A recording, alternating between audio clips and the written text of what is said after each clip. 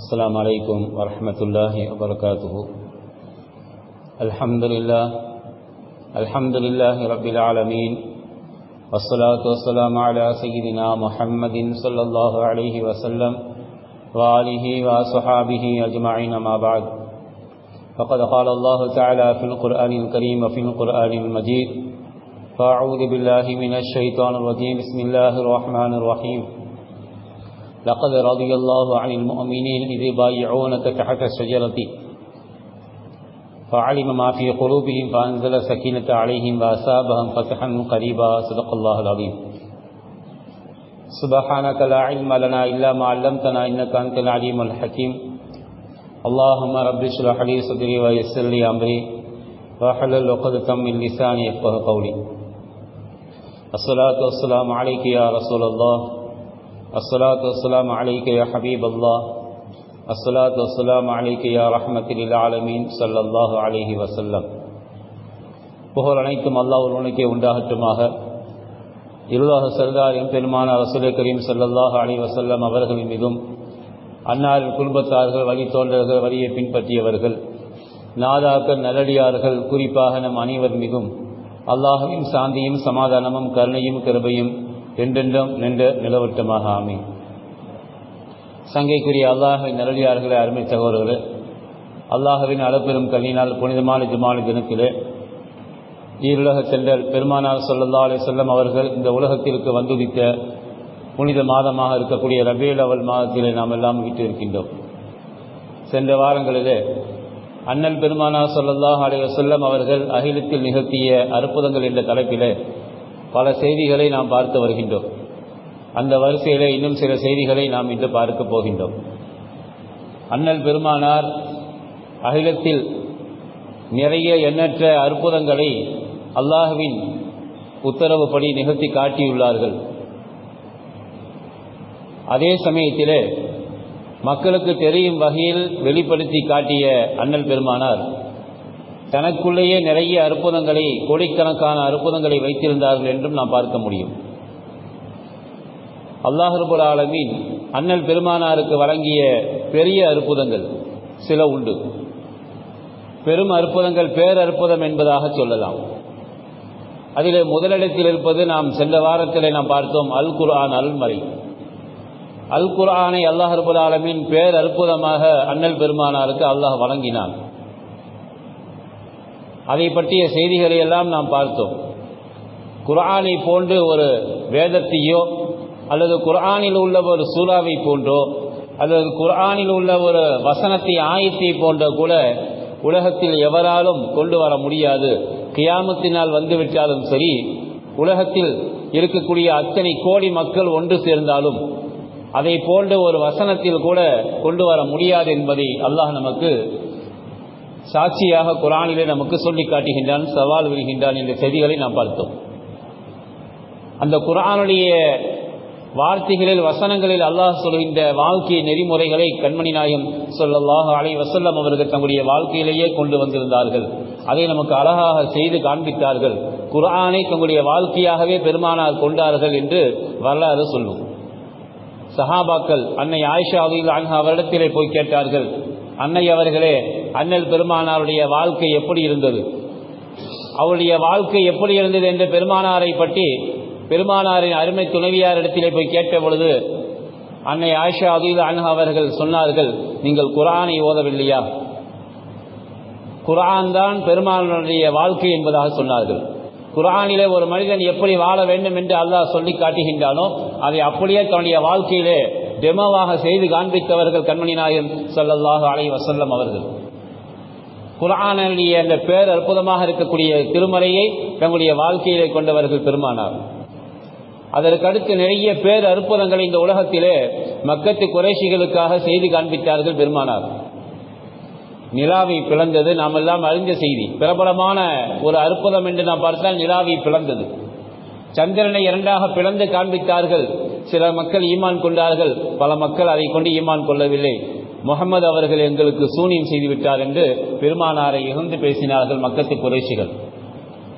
சங்கைக்குரல் இது போன்ற எத்தனையோ அற்புதங்களை, பேர் அற்புதங்களையும் பெருமானார் ஸல்லல்லாஹு அலைஹி வஸல்லம் அவர்கள் நிகழ்த்தி காட்டினார்கள்.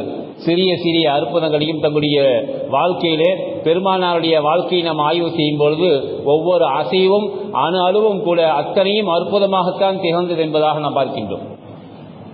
மக்களுக்கு வெளியிலே காட்டித் தந்த அற்புதங்கள் எண்ணற்றவை. தங்களுடைய வாழ்க்கையிலே தங்களுடைய உடலுக்குள்ளேயே நிறைய அற்புதங்களை கண்மணி நாயகம் ஸல்லல்லாஹு அலைஹி வஸல்லம் அவர்கள் வைத்திருந்தார்கள் என்ற வரலாறு சொல்லி காட்டும். தனக்குள்ளே வைத்திருந்த அற்புதங்கள் நிறைய உண்டு. அதிலே நம்முடைய சஹாபா பெருமக்கள் அறிவிக்கக்கூடிய ஹதீஸ்களை நாம் ஆய்வு செய்கின்றோம். பெருமானார் எங்கே சென்றாலும் வழியில் இருக்கக்கூடிய அத்தனை கற்களும் செடி கொடிகளும் அவர்களுக்கு சலாம் சொல்லும் என்பதை நாம் சென்ற வாரத்தில் பார்த்தோம். பச்சிலம் குழந்தையாக அன்னை ஹலீமா ரலியல்லாஹு அன்ஹா அவர்கள் பெருமானாரை பச்சிலம் குழந்தையாக தூக்கி செல்லும் நேரத்தில் கூட வழியில் இருக்கக்கூடிய செடி கொடிகள் எல்லாம் கற்கள் முதல் கொண்டு பெருமானாருக்கு அஸ்ஸலாமு அலைக்கும் யா முஹம்மது யா ரசூலல்லாஹ் என்று சலாம் சொன்னதை நானும் என்னுடைய கணவரும் கேட்டோம் என்று அன்னை அவர்கள் அறிவிப்பார்கள். பச்சிலம் குழந்தையாக இருக்கும் பொழுதே அற்புதங்களை நிகழ்த்தியவர்கள் அண்ணல் பெருமானார். பெருமானாருக்கு எல்லா உலகத்தில் இருக்கக்கூடிய அத்தனை படைப்புகளையும் அல்லாஹ் அடிபணிய வைத்தான். அவர்களுக்கு கண்ணியம் செய்தது என்பதாக வரலாறுகளை நாம் பார்க்கின்றோம். உயிரற்ற கற்களாக இருந்தாலும் பெருமானாருடைய கரம் பட்டுவிட்டால் அது பெருமானார் மீது ஸலவாத்தியம் சொல்லும் விக்ர் செய்யும் என்பதாக நாம் பார்க்கின்றோம். பெருமானார் நபியாக ஆக்கப்பட்ட பிறகு மதீனா வெளியிலே அவர்கள் அமர்ந்திருக்கும் பொழுது சஹாபாக்களோடு அமர்ந்திருக்கும் பொழுது கற்களை எடுத்து தன்னுடைய கையிலே வைப்பார்கள் பெருமானார். அந்த கல் அஷ்ஹது அல்லா இலாஹ இல்லல்லாஹ் அஷ்ஹது அன்ன முஹம்மதன் ரசூலுல்லாஹ் என்று பெருமானாரை பார்த்து கலிமாவை சொல்லும். ஷஹாதத் கலிமாவை அந்த கற்களெல்லாம் சப்தமிட்டு சொல்வதை ஒவ்வொரு சஹாபியும் தங்களுடைய கரங்களில் வாங்கி அந்த சப்தத்தை கேட்டார்கள் என்று ஹதீஸ் நூல்களில் பதிவு செய்யப்பட்டுள்ளது நாம் பார்க்கின்றோம். உயிரற்ற கற்களாக இருந்தாலும் பெருமானார் மீது அது ஈமான் கொண்டது. அவர்களுக்கு செய்ய வேண்டிய கண்ணியத்தை மரியாதையை உலகத்தில் இருக்கக்கூடிய எல்லா படைப்புகளும் செய்தது என்பதாக நாம் வரலாற்றிலே பார்க்கின்றோம். பெருமானாருடைய கரம் பட்டால் அத்தனையும் அது உயிருள்ளதாக மாறிவிடும் என்பதையே நாம் பார்க்கின்றோம்.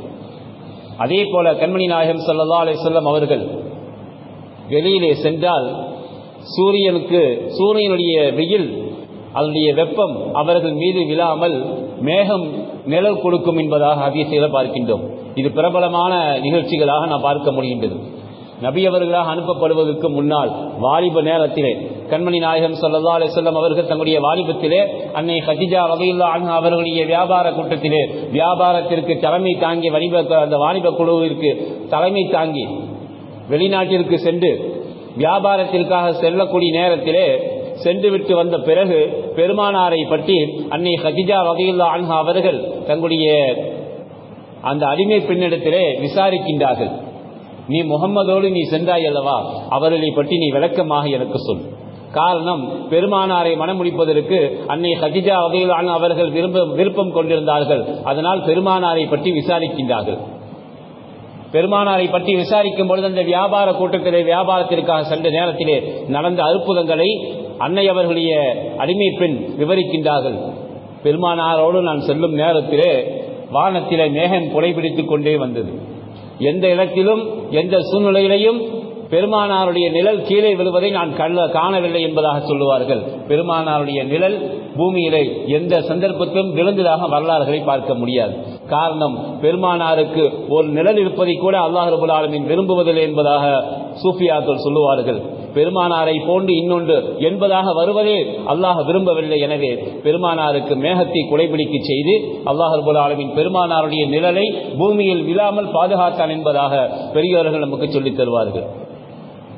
எல்லா நேரங்களையும் மேகம் குடைபிடித்துக் கொண்டே இருக்கும் பெருமானார் ஸல்லல்லாஹு அலைஹி வஸல்லம் அவர்கள் மீது. வரலாற்றிலே பார்க்கின்றோம், பெருமானார் ஹிஜ்ரத் செய்து மக்காவிலிருந்து மதீனாவுக்கு வருகை தந்த நேரத்திலே மதீனாவுடைய எல்லைக்கு முன்னால் எல்லா மக்களும் சிறுவர்களோடு சிறுமிகளோடு குழந்தைகளோடு நின்று கொண்டு பெருமானாரை வரவேற்பதற்காக தயாராக இருந்த பொழுது உயிர் தோழர் ஹஜ்ரத் அபூபக்கர் சித்திக் ரலியல்லாஹு அன்ஹு அவர்களும் பெருமானாரும் தான் இணைந்து மதீனாவிற்குள்ளே நுழைகின்றார்கள்.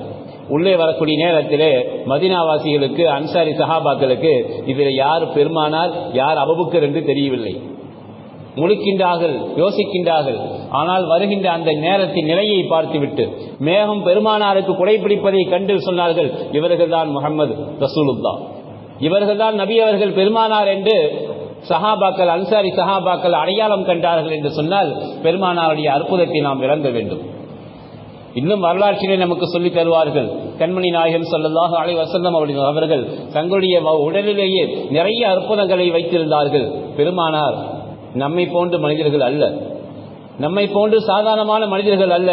எனவே நம்மை போன்று எந்த சூழ்நிலையிலும் அவர்கள் இருக்க மாட்டார்கள். நம்முடைய வெளி பார்வையில் வேண்டுமானால் நம்மை போன்று மனிதர்களாக இருக்கலாம் பெருமானார், ஆனால் அவர்கள் நம்மை போன்றவர்கள் அல்ல. ஒரு மனிதனுக்கு சாதாரணமாக ஏற்படக்கூடிய இயற்கை நிலைகள், அந்த நிலைகள் இல்லாமல் ஒரு மனிதன் உலகத்தில் வாழ முடியாது. அந்த இயற்கையான நிலைகள் எல்லாம் மாறி மாறி ஒவ்வொரு மனிதனுக்கும் உலகத்தில் வந்து கொண்டே இருக்கும். அது போன்ற நிலைகள் எதுவும் பெருமானாருக்கு ஏற்பட்டதாக வரலாறு கிடையாது. நாமெல்லாம் இன்று சோம்பல் அதிகமாகி சுறுசுறுப்பு கொஞ்சம் குறையும் பொழுது கொட்டாவி விடுவோம். அந்த கொட்டாவி என்பது ஒவ்வொரு மனிதனுக்கும் வரக்கூடியதான். சோம்பல் ஏற்பட்டால், சுறுசுறுப்பு குறையக்கூடிய நேரத்திலே, தூக்கத்திலிருந்து நாம் விழித்திரையக்கூடிய நேரத்திலே தூக்கம் மிகைத்து விட்டால், இப்படி பல காரணங்களை கொண்டு நமக்கு கொட்டாவி வரலாம். கொட்டாவி வராமல் எந்த மனிதனும் உலகத்தில் வாழ முடியாது. ஆனால் அண்ணல் பெருமானார் ஸல்லல்லாஹு அலைஹி வஸல்லம் அவர்கள் தங்களுடைய வாழ்க்கையிலே ஒரு தடவை கூட கொட்டாவி விட்டதாக கிடையாது என்பதாக ஹதீஸ் நூல்களிலே பதிவு செய்கின்றார்கள். காரணம், இவ்வளவு நுணுக்கமாக பெருமானாரை கவனிப்பதற்கு காரணம் என்ன? கண்மணி நாயகம் ஸல்லல்லாஹு அலைஹி வஸல்லம் அவர்களுடைய ஒவ்வொரு அற்புதத்தையும், ஒவ்வொரு அசைவையும், கண் அசைவையும் கூட அவர்களுடைய அணு அணுவாக ரசித்து ரசித்து சஹாபாக்கள் நமக்கு தெரிவித்துக் கொடுக்கின்றார்கள். பெருமானாருடைய அற்புதங்களை நீங்கள் பாருங்கள் என்பதாக நமக்கு அறிவித்துக் கொடுக்கின்றார்கள். அந்த அற்புதங்களை நாம் விளங்கி அவர்கள் மீது அளவு கடந்து பிரியமும் பாசமும் வைக்கக்கூடியவர்களாக மாற வேண்டும். பெருமானாருடைய வியர்வை துளிகள், பெருமானாருடைய வியர்வை துளிகள் நம்முடைய வியர்வையை போன்று அல்ல. நம்முடைய வியர்வை லேசாக சற்று வியர்வை வந்துவிட்டால் அதனுடைய துர்நாற்றத்தை மனிதன் சகிக்க முடியாது. துர்நாற்றம் அளவு கடந்து போய்விடும்.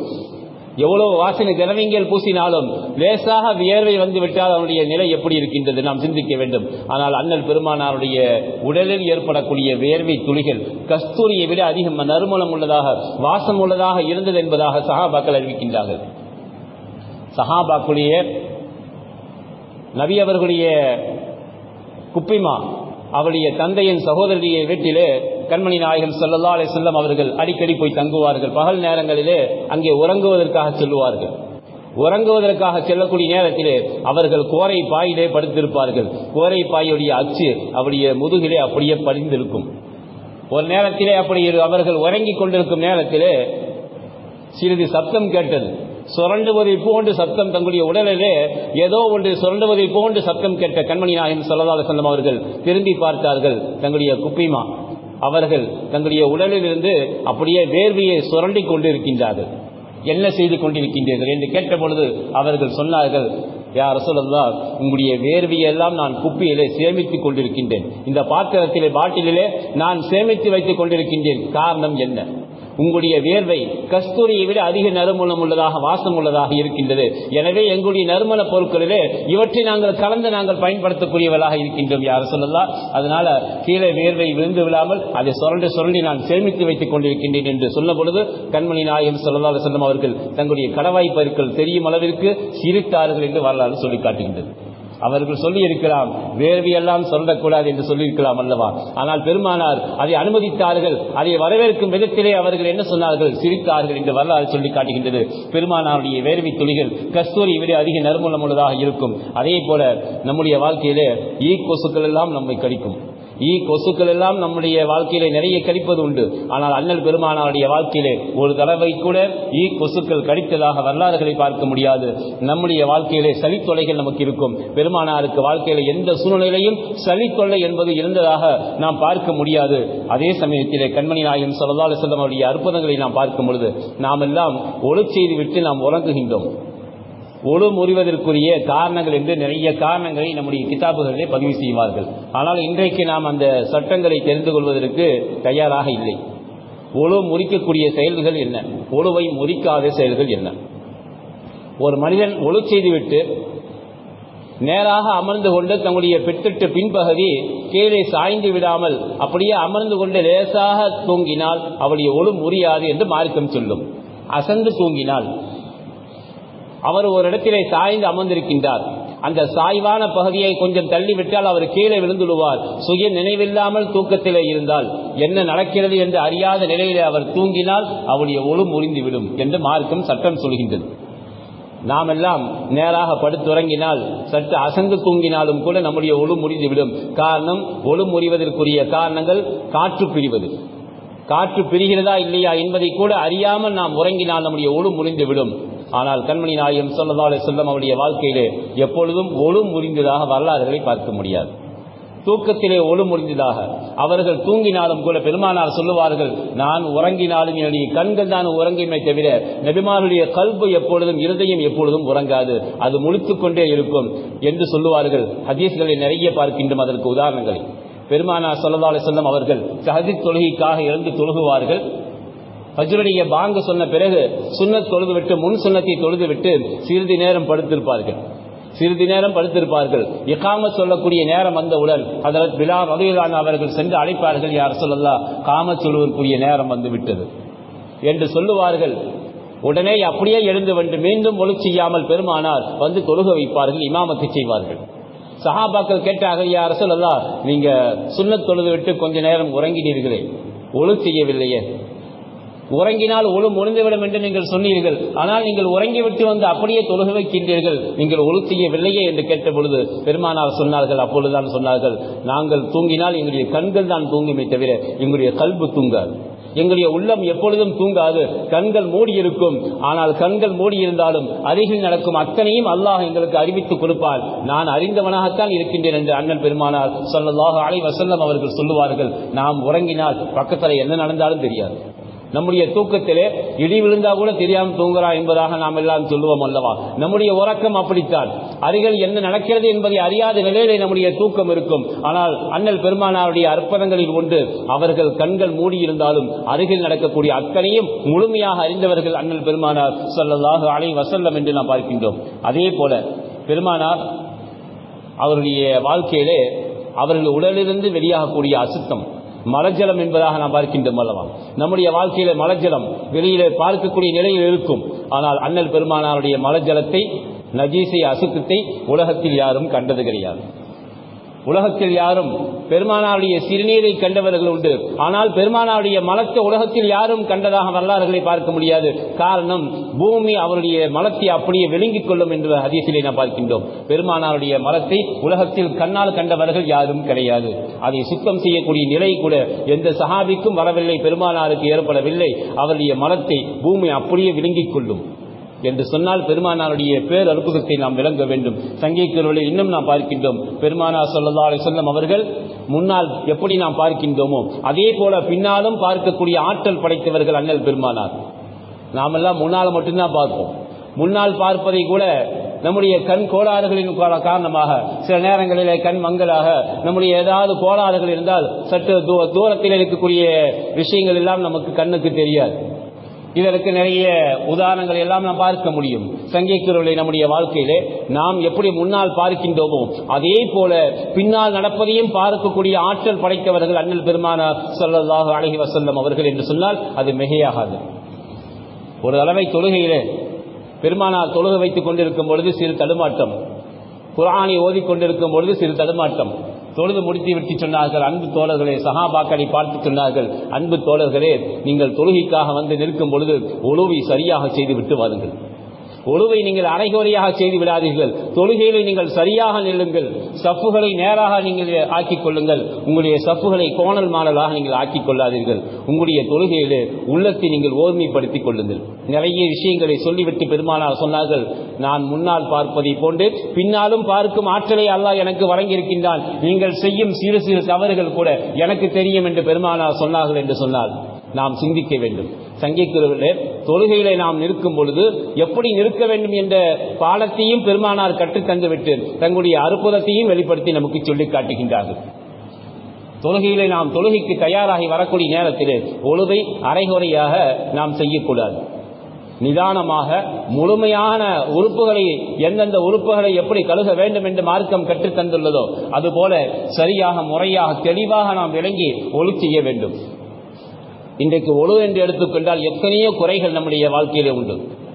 ஒருத்தர் ஒழு செய்கிறாரு, தண்ணீரை திறந்து விட்டு அப்படியே கையை மட்டும் காட்டிக்கொண்டே இருந்தால் நம்முடைய உடல் உறுப்புகள் நனைந்து விடுமா? நனையாது. ஒவ்வொரு உறுப்புகளையும் தேய்த்து கழுக வேண்டும். கைகளை, முகங்களை, கால்களை, கரங்களை எல்லாம் நாம் தேய்த்து கழுக வேண்டும். அது சுன்னத் என்று பெருமானார் ஸல்லல்லாஹு அலைஹி வஸல்லம் அவர்கள் நமக்கு கற்றுத் தருகின்றார்கள். பெருமானாருடைய அற்புதமான சுன்னத்துகளிலே, வழிமுறைகளிலே இவையெல்லாம் உண்டு. ஒழு செய்யக்கூடிய நேரத்திலே ஒவ்வொரு உறுப்புகளையும் தெளிவாக கழுக வேண்டும். 3 முறை கழுக வேண்டும். தேய்த்து கழுக வேண்டும். கை விரல்களாக இருந்தால் கோதி கழுக வேண்டும். அடர்ந்த தாடியாக இருந்தால் கோதி கழுக வேண்டும். எந்த இடத்திலும் ஒரு கடுகளவு கூட தண்ணீர் படாமல் விடுபட்டு விடக் கூடாது என்று கண்மணி நாயகம் அவர்கள் நமக்கு கற்றுத் தருகின்றார்கள். நாம் கவனமாக ஒழு செய்ய வேண்டும். அவசரமாக அரைகுறையாக தொழுகைக்கு நேரமாகிவிட்டது என்பதாக நாம் நினைத்துக் கொண்டு வேகமாக ஓடி வருகின்றோம். அந்த தொழுகைக்கு நேரமாகிவிட்டது என்று அறியக்கூடிய நாம் சற்று முன்கூட்டியே தயாராகி ஒழுவை அருமையான முறையில், அற்புதமான முறையில் நிதானமாக செய்துவிட்டு சேரலாம் அல்லவா? நாம் அந்த அவசரத்திற்கு நாம் ஏன் காரணமாக ஆக வேண்டும் என்பதை நாம் கவனத்தில் கொள்ள வேண்டும். கண்மணி நாயகம் அவர்கள் ஒழு செய்யக்கூடிய விஷயத்தை சொல்கின்றார்கள். நீங்கள் சரியாக, முறையாக நீங்கள் செய்யுங்கள். அதே போல தொழுகைக்காக வரிசைகளை நிற்கும் பொழுது சப்புகளை நேராக, நெருக்கமாக நில்லுங்கள். ஒவ்வொரு வார ஜுமாவிலும் நாம் சொல்லிக் கொண்டுதான் இருக்கின்றோம். நம்ம ஊரில் அது போன்ற பிரச்சனைகள் கிடையாது. சில ஊர்களிலே எவ்வளவு சொன்னாலும் ஏறுக்கு மாறாகவே நிற்பார்கள். சஃபிலே எப்பொழுது பார்த்தாலும் ஒருத்தர் முன்னால் நிற்பார், ஒருத்தர் பின்னால் நிற்பார், இன்னொருத்தர் இன்னொரு பக்கம் நிற்பார். இப்படி வரிசைகள் எல்லாம் கோணல் மாடலாகவே நிற்கும். எவ்வளவு சொன்னாலும் கேட்க மாட்டார்கள். சங்கீதருடைய கண்மணி நாயகம் ஸல்லல்லாஹு அலைஹி வஸல்லம் அவர்கள் சொன்னார்கள், உங்களுடைய வரிசைகளை நீங்கள் நேராக ஆக்கிக் கொள்ளுங்கள். நீங்கள் கோணல் மாணலாக நின்றால், உங்களுடைய வரிசைகளில் நீங்கள் கோணலாக நின்றால் உங்களுடைய உள்ளத்தையும் அல்லாஹ் கோணலாக ஆக்கிவிடுவான் என்று சொன்னார்கள். உங்களுடைய உள்ளங்களை அல்லாஹ் கோணலாக ஆக்கிவிடுவான். அல்லாஹ் பாதுகாக்க வேண்டும். பெருமானார் எவ்வளவு கண்டித்து சொல்கின்றார்கள். நாம் வரிசையிலே சஃபிலே நிற்கும் பொழுது மிகுந்த கவனத்தோடு நாம் நிற்க வேண்டும். நம்முடைய கீழாடி கரண்டிக்காலுக்கு கீழாக போய்விடக் கூடாது. தொழுகைக்காக நாம் தயாராகக்கூடிய நேரத்திலே நம்முடைய நெஞ்சமெல்லாம், முகமெல்லாம் கிபிலாவை முன்னோக்கியவர்களாக நிற்க வேண்டும். அல்லாஹ் நம்மை பார்த்து கொண்டிருக்கின்றான். நாம் தான் அல்லாஹ்வை பார்க்க முடியாது. ஆனால் அல்லாஹ் என்னை பார்த்து கொண்டிருக்கின்றான் என்ற உள்ளச்சம், இறையச்சம் நம்முடைய உள்ளத்தில் அதிகமாக இருக்க வேண்டும். மன ஓர்மையை நாம் கொண்டு வர வேண்டும் என்றெல்லாம் நிறைய பாடங்களை கண்மணி நாயகம் ஸல்லல்லாஹு அலைஹி வஸல்லம் அவர்கள் நமக்கு கற்றுத் தருகின்றார்கள். அதே சமயத்திலே தங்களுடைய அற்புதத்தையும் சொல்லி காட்டுகின்றார்கள். இன்னும் ஹதீஸிலே பார்க்கின்ற பெருமானாருடைய அற்புதங்களை நாம் ஆய்வு செய்யும் பொழுது, பெருமானாரிடத்திலே யாராவது முசாபஹ செய்தால், கை கொடுத்து முசாபஹ செய்து விட்டால் அவருடைய கையிலே கஸ்தூரியை விட அதிக நறுமணம், வாசம், கஸ்தூரி வாசம் மாலை வரை இருந்து கொண்டே இருக்கும் என்பதாக ஹதீஸ் நூல்களே பதிவு செய்யப்பட்டிருக்கின்றது. பெருமானாருடைய கரம் பட்டால் அந்த கரமெல்லாம் கஸ்தூரியாக மணக்கும். ஹதீஸிலே சஹாபாக்கள் அறிவிப்பார்கள், பெருமானார் ஏதாவது ஒரு தெருவிலே, மஸ்ஜித் நபவிலே, மதீனத்தின் மாநகரிலே பெருமானார் ஏதாவது ஒரு தெருவிலே அவர்கள் கடந்து சென்றால், பெருமானார் நடந்து சென்று விட்டால், அந்த தெருவை கடந்து விட்டால் சஹாபாக்கள் சொல்லுவார்கள், இந்த வழியாக பெருமானார் போயிருக்கின்றார்கள், இந்த வழியாக பெருமானார் நடந்து சென்றுள்ளார்கள் என்று சொல்லுவார்கள். காரணம் என்ன?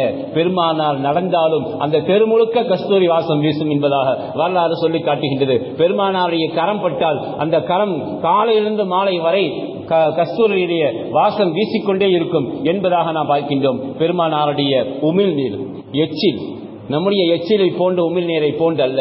பெருமானாருடைய உமிழ் நீர் உலகத்திலே எல்லா நபருக்கும் அது ஷிஃபாவை, சுகத்தை தரக்கூடிய அற்புதமான ஒரு மருந்தாக இருந்தது என்று வரலாறு சொல்லி காட்டுகின்றது. நிறைய எண்ணற்ற வரலாறுகளை நாம் பார்க்க முடியும். பெருமானாருடைய உமிழ் நீர் அது மக்களுக்கு, சஹாபாக்களுக்கு மிகப்பெரிய ஷிஃபாவை, சுகத்தை தரக்கூடியதாக, அற்புதமான அற்புதத்தை காட்டித் தரக்கூடியதாக இருந்தது.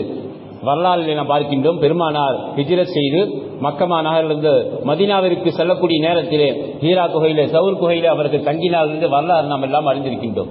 சவுர் குகையிலே ஹஜ்ரத் அபூபக்கர் சித்திக் ரலியல்லாஹு அன்ஹு அவர்களோடு சில நாட்கள் தங்கியிருந்தார்கள். அதற்கு பிறகு தங்களுடைய பயணத்தை தொடர்ந்தார்கள். மதீனாவிற்கு போய் சேர்ந்தார்கள் என்ற வரலாறுகளை ஹிஜ்ரத்துடைய வாழ்க்கையிலே நாம் எல்லாம் பார்ப்போம். அப்படி போகக்கூடிய நேரத்திலே அதிகமாக இந்த வரலாறுகளை சொல்லி காட்டுவார்கள். நாம் தெரிந்து கொள்ளக்கூடிய, நாம் அதிகமாக அறிந்து வைத்திருக்கக்கூடிய ஒரு வரலாறு, பெருமானாரும் அவருடைய அன்பு தோழர் அபூபக்கர் சித்திக் ரலியல்லாஹு தஆலா அன்ஹு அவர்களும் அந்த குகையிலே, சவுர் குகையிலே உள்ள தங்கியிருக்கக்கூடிய நேரத்திலே எல்லா ஓட்டைகளையும், உள்ளே இருக்கக்கூடிய குகையில் இருக்கக்கூடிய பொந்துக்களை எல்லாம் அடைத்து விட்ட அபூபக்கர் ரலியல்லாஹு அன்ஹு அவர்கள் ஒரு பொந்தை தங்களுடைய காலை கொண்டு அடைத்து வைத்தார்கள். அந்த பொந்திலே இருந்த ஒரு பாம்பு அவர்களை கீண்டியது, விஷம் தலைக்கேறியது. பெருமானார் அபூபக்கர் ரலியல்லாஹு அன்ஹு அவருடைய மடியிலே படுத்து உறங்கிக் கொண்டிருக்கின்றார்கள். பெருமானாரை பாதுகாக்க முடியாமல் போய்விடுமோ, மதீனாவிலே போய் சேர்க்க முடியாமல் போய்விடுமோ, பெருமானாருடைய உயிருக்கு ஆபத்து வந்து விடுமோ என்ற கவலையிலே, பேரதிர்ச்சியிலே அபூபக்கர் சித்திக் ரலியல்லாஹு அன்ஹு அவர்கள் அழுகின்றார்கள், கண்ணீர் வடிக்கின்றார்கள். அந்த கண்ணீர் துளிகள் பெருமானாருடைய கன்னத்தில் விழுந்துவிட எழுந்து கேட்கின்றார்கள், அபூபக்கர் அவர்களே ஏன் கண்ணீர் வடிக்கின்றீர்கள், அழுகின்றீர்கள், காரணம் சொல்ல. அபூபக்கர் சித்திக் ரலியல்லாஹு அன்ஹு அவர்கள் காரணம் சொல்கின்றார்கள், இந்த பொந்தில் இருக்கக்கூடிய பாம்பு என்னை தீண்டி விட்டது, விஷம் தலைக்கேறி விட்டது, உங்களுக்கு பாதுகாப்பு கொடுக்க முடியாமல் போய்விடுமோ என்ற கவலையிலே நான் கண்ணீர் வடித்தேன் கண்மணி நாயகத்தை என்று பார்த்து சொல்கின்றார்கள். பெருமானார் ஸல்லல்லாஹு அலைஹி வஸல்லம் அவர்கள் தங்களுடைய உமிழ் நீரை எடுத்து தடவி விட்டார்கள். விஷம் உடனே இறங்கி அவர்களுக்கு சுகத்தி அந்த எச்சில் உமிழ் நீர் கொடுத்தது என்று வரலாறு சொல்லி காட்டும். அதற்கு பிறகு உள்ளே இருந்து தீண்டிய அந்த பாம்பை பார்த்து பெருமானார் கேட்டார்கள், என்னுடைய அருமை தோழர் என்று அறிந்தும் கூட நீ ஏன் அவர்களை நீ தீண்டினாய், கொத்தினாய் என்று பெருமானார் அந்த பாம்பிடத்திலே கேட்க, பாம்பு பேசியது, யா ரசூலல்லாஹ், யா ரசூலல்லாஹ், நான் 3000 ஆண்டுகளுக்கு முன்னால் வருகை தந்த பிறந்த ஒரு ஜின். நான் இந்த குகையில 3000 ஆண்டுகளாக நான் வாழ்ந்து கொண்டிருக்கின்றேன். நீங்கள் ஹிஜ்ரத் செல்லக்கூடிய நேரத்திலே இந்த சவுர் குகையிலே தங்குவீர்கள் என்று அறிந்திருக்கக்கூடிய நான் உங்களை கண்டு, உங்களை கண்ணார கண்டு ரசித்து உங்களுடைய கரம் பற்றி இஸ்லாத்தை ஏற்றுக்கொள்ள வேண்டும் என்பதற்காக 3000 ஆண்டுகளாக நான் இந்த குகையிலே தங்கியிருக்கின்றேன். என்னை வெளியே வரவிடாமல் உங்களுடைய தோழர் தடுத்துக் கொண்டிருந்தார். எனவே நான் சற்று லேசாக தீண்டினேன். என்னுடைய விஷம் முழுக்க நான் அவர்கள் மீது இறக்கவில்லை, லேசாக நான் அவர்களை தீண்டினேன். காலை எடுக்க வேண்டும் என்பதற்காக, காலை எடுக்க வேண்டும் என்பதற்காக என்னுடைய ஆசை நிறைவேறியது. 3000 ஆண்டுகளாக நான் கண்ட ஆசை, நான் கொண்டிருந்த இந்த பேராசை உங்களை பார்த்து எங்களுக்கு பரவசம் அடைகின்றது யா ரசூலுல்லாஹ். அஸ்ஸலாத்து வஸ்ஸலாமு அலைக்கி யா ரசூலுல்லாஹ் என்ற பெருமானாருடைய புனித கரம் பற்றி அந்த ஜின் இஸ்லாத்தை ஏற்றது என்று வரலாறு சொல்லி காட்டுகின்றது. சங்கிக்குரலே பெருமானாருடைய பேரற்புதத்தை நாம் விளங்க வேண்டும். இன்னும் நிறைய செய்திகளை இன்ஷா அல்லாஹ் வரக்கூடிய வாரங்களிலும் அண்ணல் பெருமானார் இந்த அகிலத்தை நிகழ்த்தி காட்டிய அற்புதங்களையும் தன்னகத்திலே கொண்டிருக்கக்கூடிய அற்புதங்களையும் இன்ஷா அல்லாஹ் வரிசையாக பார்க்கலாம். பெருமானாருடைய அற்புதங்களை நாம் விளங்கி அவர்கள் மீது அதிக பிரியமும் பாசமும் வைக்கக்கூடியவர்களாக மாற வேண்டும். அல்லாஹ் அந்த பாக்கியத்தை நம் எல்லோருக்கும் நசீபாக்கி தந்தல் புரிவானாக. உலகத்தில் வாழும் காலமெல்லாம் அண்ணல் பெருமானார் ஸல்லல்லாஹு அலைஹி வஸல்லம் அவர்கள் மீது அளவு கடந்த பிரியமும் பாசமும் வைத்து அவர்கள் மீது அதிகமாக ஸலவாத்துகளை ஓதி அவர்கள் மீது பிரியம் வைத்து அவருடைய நெருக்கத்தையும் பொருத்தத்தையும் ஷஃபாஅத்தையும் பெரும் பாக்கியத்தை அல்லாஹ்வை அஞ்சி வாழக்கூடிய நல்ல நசீபையும் அல்லாஹ் நம் எல்லோருக்கும் தந்தல் புரிவானாக.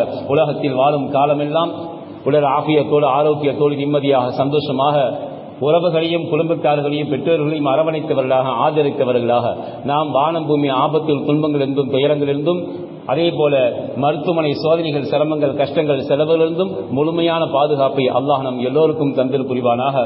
உலகத்தில் ஏற்படக்கூடிய எல்லா விதமான பலா முசீபத்திலிருந்தும் துன்பங்களிலிருந்தும் துயரங்களிலிருந்தும் எல்லா விதமான பாதுகாப்புகளிலும் தந்தி பிறரிடம் கையேந்தாமல் கடனில்லாமல் வாழ்ந்து மன்னிக்கும் பாக்கியத்தையும் நம்முடைய மரண நேரத்திலே கலிமா தய்யிபா லா இலாஹ இல்லல்லாஹ் முஹம்மது ரசூலுல்லாஹ் என்ற திருக்கலிமாவை கூறிய வண்ணம் சொர்க்கத்திலே நம்முடைய தங்குமிடத்தை கண்டு ரசித்த வண்ணம் அல்லாஹ்வுடைய பொருத்தத்தையும் பாவ மன்னிப்பையும் பெற்ற நிலையில் ரூஹு பிரியும் பாக்கியத்தை அல்லாஹ் நம் எல்லோருக்கும் நசீபாக்கி தந்தல் புரிவானாக.